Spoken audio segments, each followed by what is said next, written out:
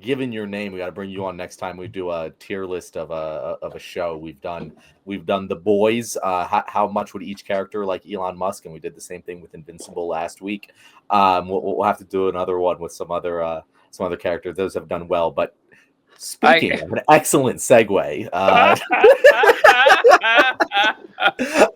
we'll do our tier list now. So I chopped this up a little bit different, TJ, because I was like, I couldn't like visualize these things, so I'm just gonna do text. So I made it like a little bit bigger categories, and I did 3 of them. So we're gonna be doing political red flags today. Things that people say or do that hint to you, hey, maybe this guy has fucked up politics or bad political views, or it's just generally an annoying political person. I didn't make everything I have. We're also not going to get to everything I have on this list, and I encourage you guys to add as we go along, because I've written out a bunch of things. But I didn't to do a little caveat here. I didn't want to do the obvious shit like, oh, you read Ayn Rand. No shit. I tried to stay away from that stuff. There is some obvious stuff in here, but I wanted to keep it more towards the things that you wouldn't necessarily think about, right? So we have things that are just generally okay. You know, they might be bad if attached to more red flags, but in general, on their own, we're okay with them. Red flags being something where it's like, okay, you got to kind of take another look at this guy if they do this, and then just run. Just if they do these things, we're gonna run.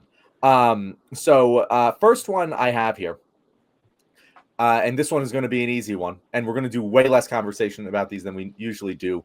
Using the word woke unironically. Is that a red flag, a run, or an okay? Wow.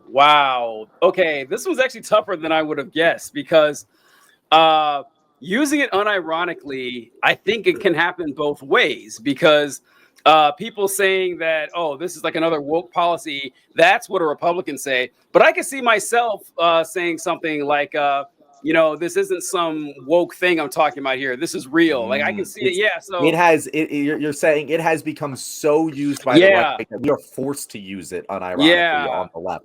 I actually might agree with that. Nate, what are your thoughts? Yeah, I'm in the same level of TJ, because like in the battling of like conservatives' use of the word woke, we have to use it so much. So it's I would probably put it's somewhere in the middle of that okay and red flag area. Well, I didn't put a middle, so we got to make a decision, and I think we're gonna go okay. As you can see, we do a lot of high tech preparation for these shows. But our next one here, John. Also, I gotta say, like, why did you go green flag, yellow flag, red flag? It's like that would have been like the obvious one on this. They're like, there's no theme. Okay, red flag and run. They're not related in any way. You know what? Never mind. It's called red flags, but a red flag is the center choice. TJ, I don't want to hear it. Okay. Yeah, John shit on mine last time, so normally I wouldn't have said it, but hey, TJ last time he didn't understand the way tier list charts work. He didn't understand there was a scale. At least this is a scale in the right order. At least I don't have run before red flag. We're having a great time, folks. We're having a great time here. So my next one is extremely knowledgeable about either World War II or Roman history. Run, solid run. I something I noticed as a teenager is that I couldn't believe how many adult men I knew who referred to themselves as history buffs, and what it actually meant was, I am obsessed with either the American Civil War or World War II. This is like 30 years ago. Maybe people weren't talking about Roman Empire quite as much back then, but the Civil War, World War II. Civil War is another one. Yep. Mm-hmm. Yeah, anyone who says they're like, you ask them about any other type of history, you ask them about the French Revolution, the African diaspora, the Mongol invasions, they ain't got shit for you. All they know is World War II, Civil War, and now Roman Empire. Now, all great topics, right? That's just perfectly fine. But if your conception of history is limited to those, you are a fascist, guaranteed, 100% of the time. What do you think, Nate? I mean, absolutely. The fact that if it was just World War II, because there's a lot of people who know a lot about what happened to Jewish people during World War II, and in that case, I might give you a pass. But since you threw in the Roman Empire as well, run. Right. Yeah, like you can be like everyone. Like World War II is an interesting time period. I don't mean you have an interest in it, or if you're Jewish and you have a particular interest in that, like that makes sense. I'm saying they have like an almost like autistic special interest in World War II specifically, especially if they don't really care about the Pacific theater at all. Yes. Kyle, ask about that. You rarely see these guys obsessed with the Pacific theater. Yeah, so Kyle, good point. If they're obsessed with the Japanese part, still a little suspect, but not nearly as bad as the Eastern Front. All right. So next one up is very confident of their fighting prowess despite never training. Red flag. Yeah. Go ahead, Nate. What do you think? I say red flag because if you've never trained in a fight, there's a chance that you might be able to get a lucky hit, and you might have gotten in a fight, gotten a lucky hit, and that's why you're extremely confident. But it's not so much of a run situation, because it's not like if you've never trained, I'm not scared of you, so I'm not gonna run. It's not like, hey, I gotta get out of here. Wow, yeah, this one I think I'm a red flag as well. And it teeters on okay, honestly, because I think this applies to a lot of dudes. I think it applies to more dudes than I'm comfortable admitting. However, it would certainly apply more to some dude with awful political takes because, they have an inflated ego of themselves and they can't wait to get themselves into a fight. And they have never been in a fight. I can't stress that enough. Like most people have never been in a fight once in their lives. And everyone thinks that they're a Dragon Ball Z character. They're going to get angry. They're going to kick the shit out of someone. No, you're going to get punched in the face. Your nose is going to get bloody. You're going to freak out because you're seeing your own blood. You're going to start crying and you're going to fall apart immediately. That's going to happen to 99% of people. So I do get how a lot of people would think that, but I think I would definitely expect conservatives to think that a lot more. They probably have a inflated ego on them, but it's definitely not a run. I think I agree with you, Nate. What do you think, John?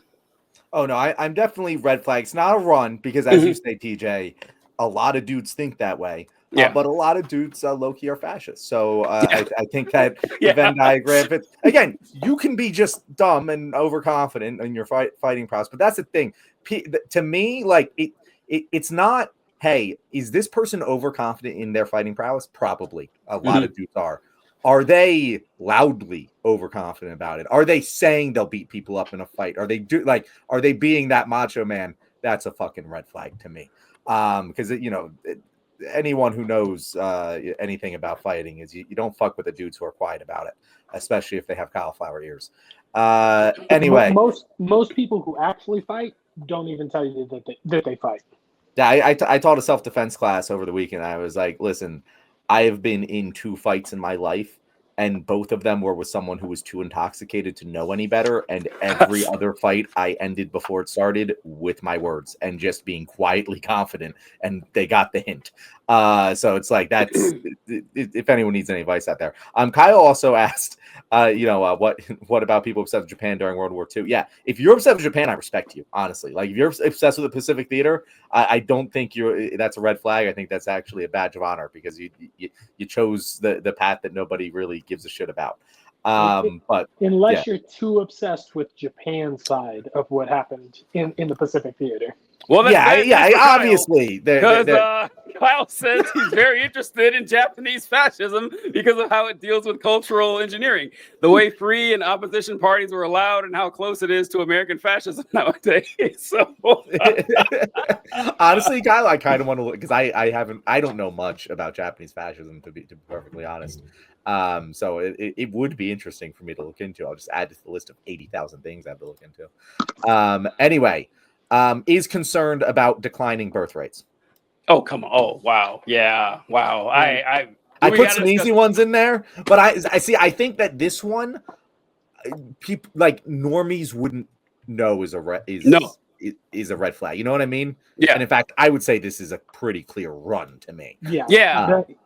It's only run. Like John's a good point. The only people who would know about this are people like us or obvious run folks. Like there's no like middle ground folks who are aware of this and don't know how incredibly creepy and weird it is. So yeah, solid run in my book. Yeah, it's a solid run. So like I just got finished reading the book Brave New World. Mm-hmm. And reading it like literally like hearing them talk about like how they fix their birthing crisis by basically genetically modifying people. I was just like, this sounds like J.D. Vance's agenda.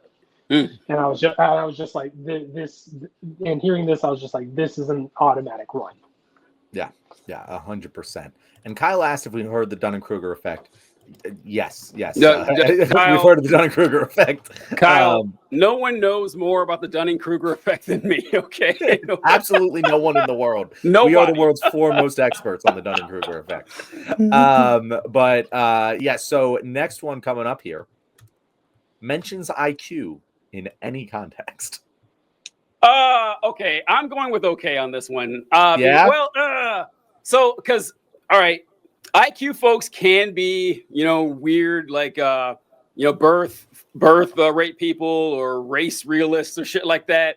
There's a lot of those folks, but there's also a lot of just really annoying folks who talk about IQ who might not fit the red flag territory. You know what? No, fuck it. They're red flags because they are fucking annoying. And how I see it, because I remember going to this party a couple years ago, and there was a guy there who kept mentioning that he was in Mensa. Like every conversation you got in, he'd be like, oh, so I was with my Mensa group and everything.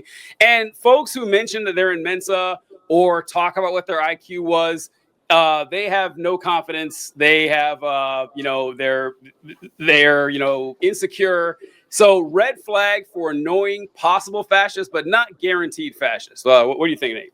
Yeah, it's definitely a middle ground because like, there's definitely the eugenic side of things to where it's like you got to have a high IQ, but there's also the other side where it's just like they're really proud of their IQ and they're just super, super annoying about it.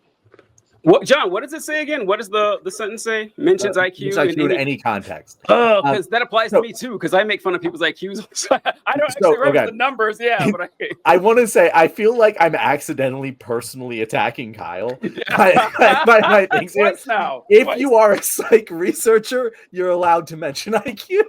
That's when I said any context, I meant context that they wouldn't apply in. Maybe not so any. There's obvious context where IQ might have academic value to discuss, but when you see it randomly talked about on when people say, "Is this a high IQ move?" It's usually a red flag to me.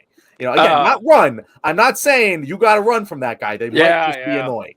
Yeah, but that's definitely the way I see it. I want to answer this question. It's like, are you in Mensa? Mark asked. Mark, no, I did try to join Mensa, but I was too good looking. They're a bunch of fucking nerds, and so they wouldn't let me in. So nope, couldn't get in. But all right, what's it? I passed the test in middle school, and I didn't join. I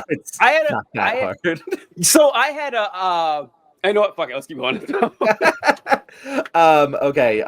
What do we got here? Oh, I love this one. This is for men only. Okay. And it is won't suck a dick for any amount of money. What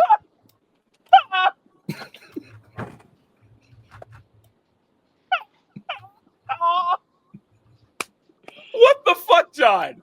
What the fuck?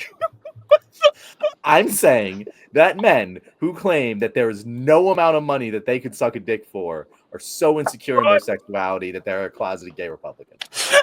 I'm going to do Kyle here. He says run. Yeah, Kyle.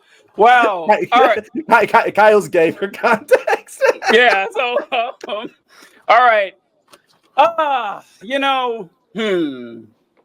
not putting that on a run. I'm not putting that on run because I would imagine there's a lot of chill dudes who are just like I refer to like back when I grew up 100 years ago, in the 80s and 90s, we were all like softly homophobic. That is just how we were. I'm not excusing it. I'm not saying it's okay. I'm not saying it's fine because we're from a different time. I mean, different time, but you know what I'm saying? That society just kind of crafted us that way, that, calling someone gay as a pejorative was just what you did, and so we still have a lot of those vestiges from that time. And even there's a lot of folks that applies to now.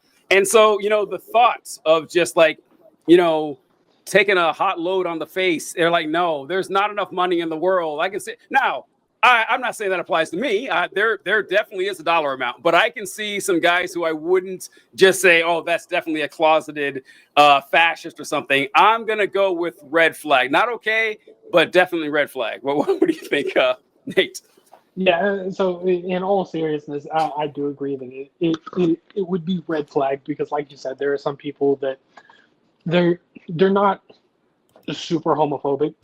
That it's that's the reason, because at the end of the day, it's your personal preference. If you don't want to take a hot load to the face, you're not going to take a hot load to the face. But if you've been in the military, you've had this conversation. You've had the conversation of what that dollar amount is going to be. Very true. If anyone ever wants, like, it's like a boring party, it's mostly dudes there, you want to just drum up a fun conversation, ask this question. What is the minimum amount of money that you would suck a dick for? You will get a solid at least 30 minutes of great material out of that. It is a go-to of mine anytime that I want to get a party started. I love it when the dollar amount is so low it surprises you. You're like, really, man? Like $45? Wow, that's all it would take. $20. Yeah, I'm not. I'm just. I would pay you more. Like, I feel like you're underselling yourself. Yeah, man. Like, where's your pride and dignity, John? If I could shoehorn one in, I just thought of one. Oh yeah. Because with the military thing that Nate mentioned. All right, Nate has he presents himself wearing a beard and a hat with an American flag on it. Like, where are you going with that one? Like how does that look? the vet bro look right there. What do you think? It's borderline red flag and run for me. Mm-hmm. Because right now, on the left at least, there is an attempt to grab back the American flag right now. So yeah. I'm going to say red flag just because a lot of people a lot of veterans in general just want to grow out this beard. So you can't really judge someone just based on like, hey, they got a beard with an American flag hat. But at the same time, there's a good chance that beard with an American flag hat, they're gonna be on that fascist right. Yeah. I don't know. I think you're being far too generous, Nate. Like, by the way, a specific type of beard, like the Special Forces beard. That's the beard. You guys probably know what I'm talking about. Okay, that combo. Yeah, real okay. Yes, okay. Not just a regular beard like we have, but someone who's pretending he's still an operator, although he spent 2 years in the military and got chaptered out for height and weight or something like that. Those type of guys, like. It's just, is he wearing 5'11" pants and combat boots? Yeah, and he drinks Black Rifle coffee or some shit like that. You guys know the type, and I am definitely putting those guys on the run. They can't wait to flex that they love the state. Our generation of vets who fought in the last 20 years or so, you'll never see us wearing those like Vietnam veteran hats or World War II hats. Those went out of style. They make them, but you don't see people wearing Operation Iraqi Freedom, Operation Enduring Freedom hats. Instead, they wear the hat with the American flag on it. That's just like our style of it. And so I'm suspicious of those guys. What do you think, John? You've seen these folks in the wild, I'm sure. So I definitely have a lower sense of the particular fashion trends of vets than you guys do. I do understand what you're saying. I know what you're saying with the hat. I wouldn't flag that as a run. Mm-hmm. I would definitely say red flag. And the reason I'm going to make a decision and put it there is because I think that there's a better run, and that's beard American flag hat plus sunglasses. That's a run. That's a clear run. You can't. I noticed it. I noticed it with the Christy Noam thing that you showed earlier, TJ. How both of the guys had like the classic fucking sunglasses look on, and it's like if you wear that outfit, it is maybe the most like you have the hat, you have the beard, you have the sunglasses. I can't think of a better way to tell the rest of the world that you're a fascist besides literally wearing a Nazi uniform, or like I don't know, being a cop. Anyway, that's there's the MAGA hat. That's the other way. Well, yeah, the MAGA hat does it, but even of the MAGA hat people, I think like a lot of them are just like culturally there. When you're wearing the sunglasses and the hat, like it's just like it's a dead ringer to me. You run from that person. I did the men only, so I want to do a woman only. Okay. Women only. Because this definitely doesn't apply to men, but gets oddly quiet whenever politics come up. I don't know why the font changed, but the font changed. That's a good one. That's a good one. I don't know if I would put that at red flag. Because a lot of women, it's kind of like, I don't know if you're an atheist or not, Nate, but John and I are, and with being an atheist, Guilty. Okay, cool. So you guys know, it's like with being an atheist, if you look at the stats, there's always more male atheists than female atheists. And I think a big reason for that is that women aren't allowed to be like as assertive or as outside of the norm as men are. Like a guy says he's an atheist, they might think he's being edgy or he's being, oh, look at this guy, he thinks he's smart. But women's like, that bitch. I can't believe she's like, so I can see, so women don't have the luxury of speaking up about politics as often as we do. So it might not be because she's a fascist.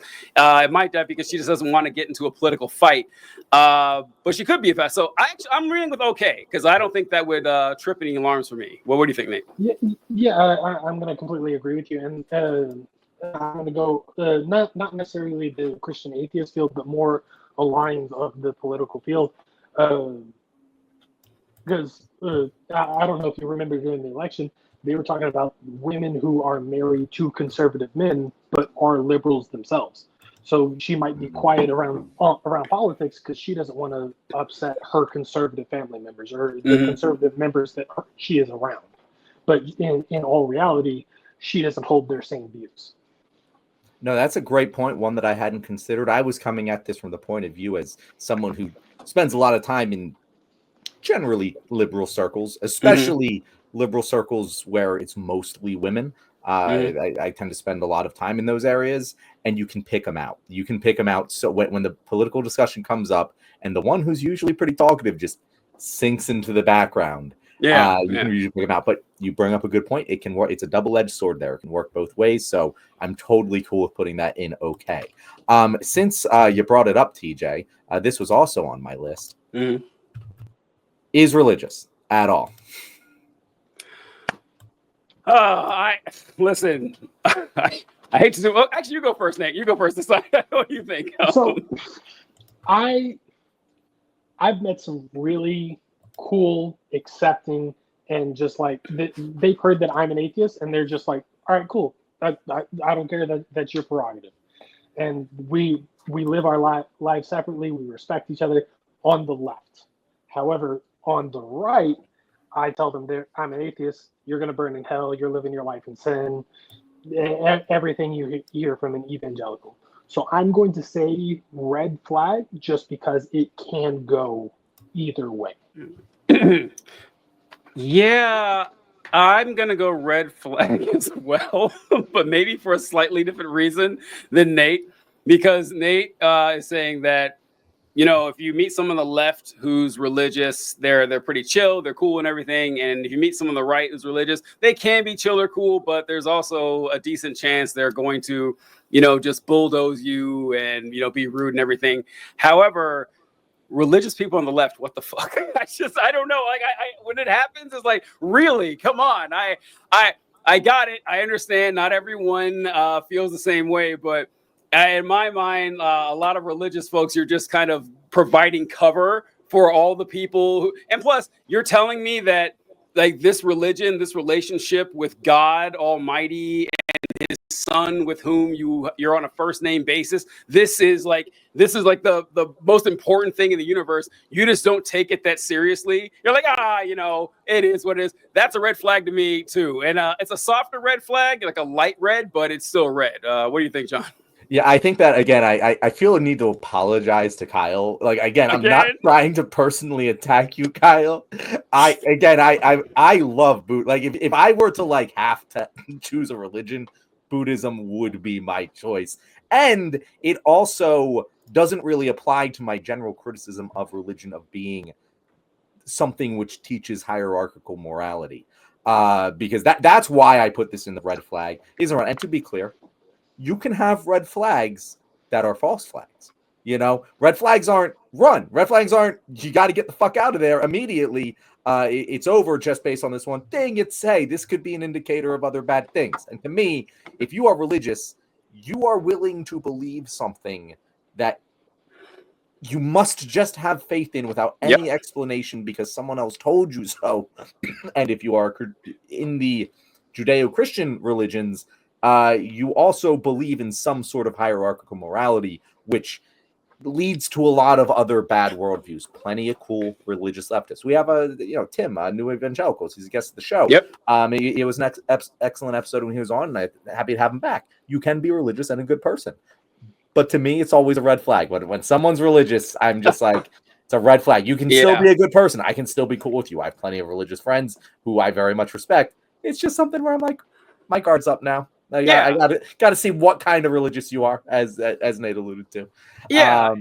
Kyle, so Buddhism is like a weird one. Like Buddhism, like barely qualifies. That's really in my book. Like Buddhism barely. qualifies. And I don't mean that honestly, in a derogatory way. I mean that in a complimentary way. Exactly, it's not like the other religions. It's not. And so there are plenty of good religious Muslims and Hindus and Christians and Zoroastrians and Jains and whatever out there. Yeah, fine, we got it. But once you start saying that, I believe in these invisible creatures with magic powers, I was like, oh, that's weird. That's odd. And people act like beliefs exist in a vacuum when they fucking don't. Because they don't. It's just like, if you're willing to believe something with no evidence at all, I'm wondering what else you're willing to believe. And so, I can't help it because that's just the truth. But that's how it is. Colby asked a wonderful question here. What about adult onset religion? That's run for the hills. That is for run the fucking hills. For the hills. If someone became religious as an adult, I don't even understand. Like that type of person, I feel like I can understand fascists. I can't understand adult onset religious people. And I love the phrase adult onset religion. That's great. That's hilarious. If you who was that? Was that Kyle didn't say? Who said Colby. that? Colby. If that's you great. Coined that term, I'm stealing it, and I will credit you sometimes. Colby, reach back out to the show. I will send you the inaugural Powers Taken Not Given merch. We'll get that sent out. Yeah. Oh my God. Kyle's fucking with us. No fucking way. No fucking way. Oh wow. John. But that's again, Buddhism isn't like it doesn't count for me. It doesn't count. Like doesn't count. I get Buddhism is more of a philosophical religion than a dogmatic religion like the other. So again, anything we say about religion doesn't apply. All right. So Conservative Ozark says, TJ, us 21st century Americans encounter so many Zoroastrians today. I can see why you would pull them into this conversation. Look, Zoroastrian is a funny word to say, okay? And it's a religion most people haven't even heard of. So it's always good to whip it out during religious conversations. I apologize for nothing for bringing up Zoro. I will ask Zoroaster for forgiveness this evening. Okay, I'm sure it'll happen. I will clarify. Don't on say religion of the Judeo-Christian faiths is I just never understood it. Anyway, let's wrap up here with one. What is else on my list here? Oh, this is a good one because this kind of cuts both ways in my mind. I'm interested to see what you guys say. Cares about race swapping in movies. When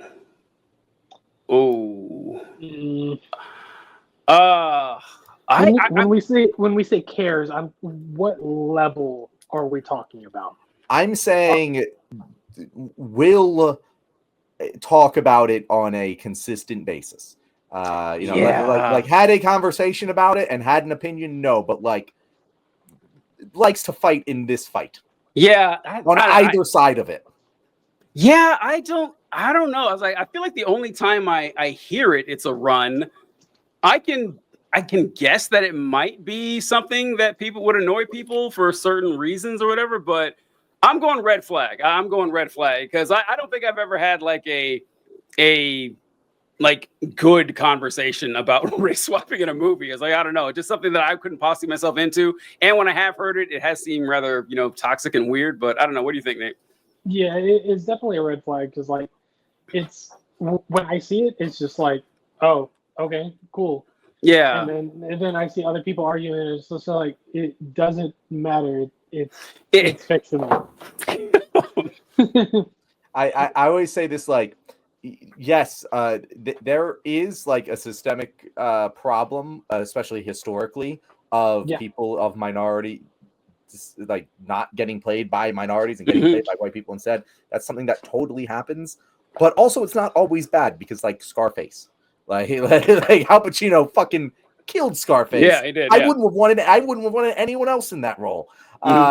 And he did a great job. It's not an inherently bad thing the way some people treat it on the other side of the argument. Yeah, the people who are like, "Oh, I'm pissed about that this white guy was replaced with a black," get the fuck out of here. That's a red flag. 100%. I think the only bad example of race swapping that has happened is the race swapping of Snape, because now Snape was bullied of Snape from like the new Harry Potter series that's about to come out, because Snape was bullied by Harry Potter's father, and now Snape is going to be the only black kid in that school.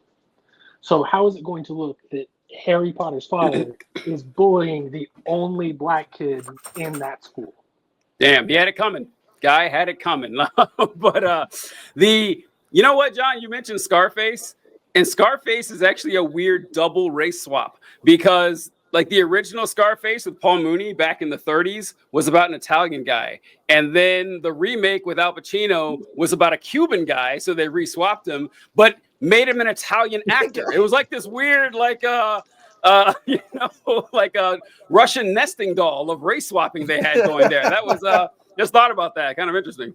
All right. Well, thank you very much, guys. This has been The Left Wing. I really, really hope you enjoyed our show today and all of our excellent segues. But if you're watching this as a video right now, you maybe didn't hear them. So make sure to catch us live at 6:30 on Thursday, 6:30 EST. If you liked our guests, want to hear more from them, Nate, where can people find you? You can find me on all platforms, TikTok, Instagram, Blue Sky, all at The Buff Animated.